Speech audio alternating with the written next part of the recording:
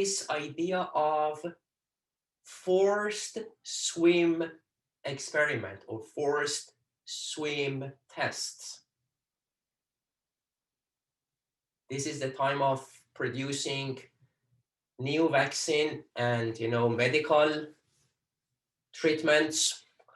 It's one of the very controversial, but method-wise very useful and very solid experimental designs for producing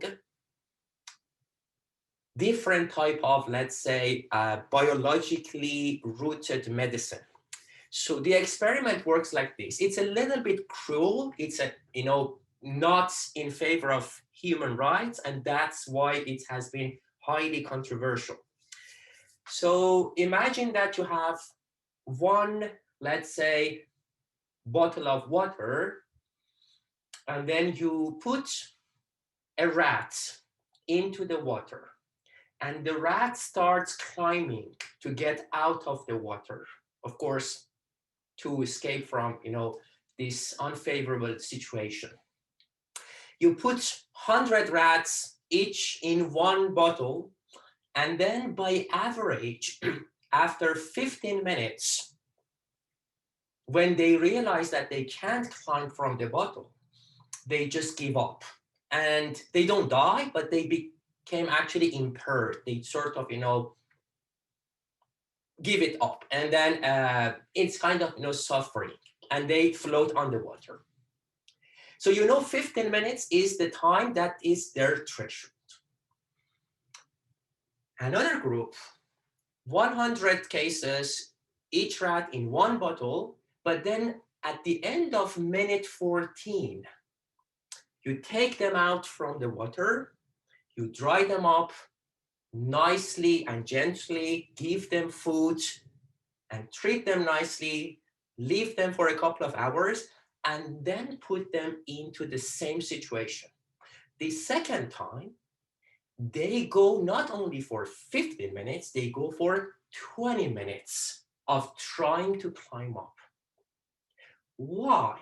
Because the first experience of climbing and then receiving this nice feedback from you stimulates their body to actually release certain chemicals in their blood, the hormones. And then these hormones gives them the sense of hope and trying more. Well, that would be a great chemical for producing antidepressant medicine.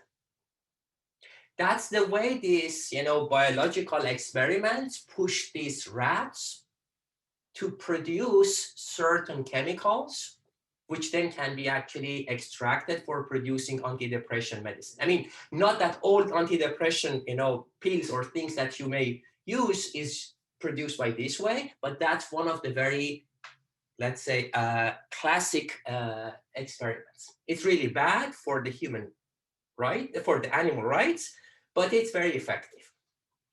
There is only one little issue here, because there are some rival explanations. Imagine that you have in this 100 rats that they tried after the first one, and they went to 20 minutes. You get their blood, and you see there are 4 or 5 different new hormones in their blood. Because normally body produces not just one, multiple hormones at the same time. Which of these 4 or 5 hormones are the ones useful for anti-depression, for giving these rats hope? How can you actually check that one? How can you actually know which of these 5 is actually the hope hormone? Well, you just get the 5, you separate them, and then inject each of these 5 hormones to a new group of rats who didn't participate in this exercise before, and then you put them into the same situation and you see if they go above 15 minutes in terms of the performance. If yes, that is potentially one of these let's say, depression hormones. What is then the practical implication of finding that hormone? Imagine that you found that hormone number 3 is the one that gives these rats this extra hope and extra motivation to go for another 5 minutes. What's the practical implication? What's the prescription? Give it to people, right? Make medicine out of it. Earn a lot of money. Build a company, right?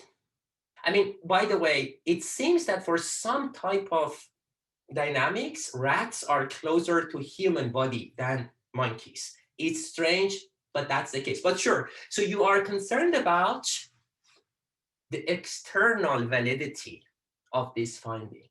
Things that you identified working on rats, how can you know that it's also generalizable to human beings?